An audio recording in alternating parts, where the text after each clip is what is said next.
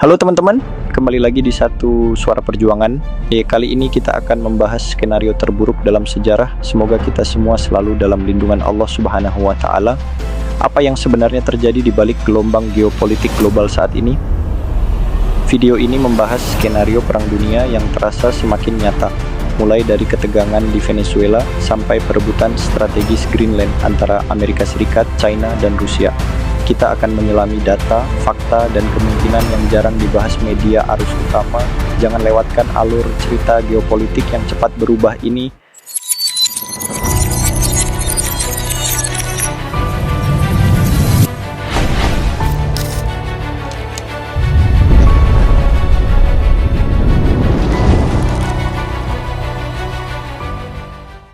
Pernah nggak sih kalian merasa seperti nonton film thriller geopolitik, tapi kenyataannya adalah berita nyata yang sedang terjadi di dunia sekarang? Kita mulai dari satu hal yang mungkin terdengar gila, konflik besar yang terasa seperti skenario perang dunia baru, dan itu bukan fiksi. Kita akan mengulasnya dari titik paling dekat ke realitas. Mulai dari Venezuela, bergerak ke kutub utara Greenland, dan akhirnya melibatkan tiga kekuatan besar dunia, Amerika Serikat, China, dan Rusia. Bayangkan ini, hanya dalam beberapa bulan terakhir, berita global dipenuhi dengan laporan tentang operasi militer di Venezuela, negara di Amerika Selatan, yang tiba-tiba berubah menjadi panggung proyeksi kekuatan global. AS melakukan operasi besar yang berujung pada penangkapan Presiden Venezuela Nicolas Maduro oleh pasukan Amerika, sesuatu yang benar-benar belum pernah terjadi sebelumnya dalam sejarah modern. Serangan ini bukan hanya soal Venezuela, itu memicu serangkaian reaksi global yang melebar ke seluruh dunia, termasuk dari Rusia dan China yang mengecam keterlibatan ISIS. Ini bukan hanya perang regional, ini adalah simbol bahwa mungkin dunia sedang bergerak menuju fase kompetisi kekuatan yang lebih intens. Suatu kondisi yang para analis bilang bisa mirip dengan apa yang disebut sebagai Thucydides trap. Teori yang menjelaskan bagaimana konflik sering muncul ketika kekuatan baru menantang kekuatan yang sudah berdiri. Contohnya Amerika Serikat versus China. Tapi tunggu dulu, sebelum kita melompat ke bagian yang lebih ekstrim, mari kita gali kenapa Greenland tiba-tiba jadi nama yang terus muncul di media internasional, dari debat politik sampai diskusi strategis militer. Greenland, pulau es raksasa yang selama ini jarang dibahas warga biasa, kini menjadi titik panas geopolitik.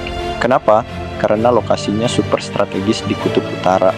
Itu adalah gerbang alami antara Amerika Utara dan Eropa, dan jalur pelayaran baru serta sumber daya alamnya semakin penting seiring es mencair akibat perubahan iklim. Kamu mungkin ingat beberapa tahun lalu ketika Presiden Donald Trump secara terbuka menyatakan keinginan untuk membeli atau bahkan menguasai Greenland. Yup, itu bukan lelucon media sosial. Dia benar-benar berbicara tentang mengambil alih pulau tersebut demi keamanan nasional dan untuk mencegah China atau Rusia mendapat pengaruh di sana. Bagian yang bikin banyak negara terjaga adalah bukan hanya keinginan itu, tapi bagaimana pernyataannya bisa memicu reaksi yang kuat di Eropa dan NATO. Uni Eropa dan Denmark yang memiliki Greenland menegaskan bahwa kedaulatan Greenland tetap harus dihormati, dan NATO bahkan memperluas pembicaraan soal keamanan Arktik. Sekarang bayangkan skenario ini. Greenland menjadi titik persaingan bukan cuma politis, tapi juga militer dan ekonomi. Rusia yang tengah mengamati ketegangan ini menunjukkan reaksi yang cukup sinis, tertawa sekaligus waspada melihat langkah ASEAN ini. Mereka melihat upaya ASEAN terhadap Greenland sebagai potensi gangguan pada aliansi transatlantik dan peluang untuk menggeser keseimbangan kekuatan. Oh, ini semua bukan cuma cerita menarik. Ini menggambarkan suatu peta baru konflik global. Ketika kita melihat AS terlibat di Venezuela dan terus memikirkan strategi Arktik, China dan Rusia juga tidak tinggal diam. China telah menunjukkan kehadirannya di wilayah kutub utara dengan kapal pemecah es dan ambisi untuk rute perdagangan dan sumber daya baru. Dan inilah bagian paling dramatisnya.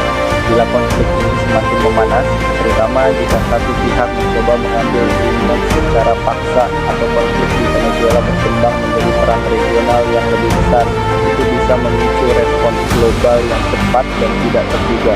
Laporan intelijen global bahkan memperkirakan bahwa eskalasi semacam itu bisa mengguncang pasar dunia dan memperlambat pertumbuhan ekonomi global.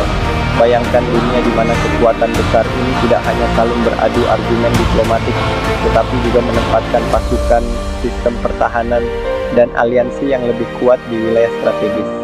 Dunia yang dulu megah di era pasca perang dunia kedua kini menghadapi fase baru di mana peta kekuatan global ditulis ulang.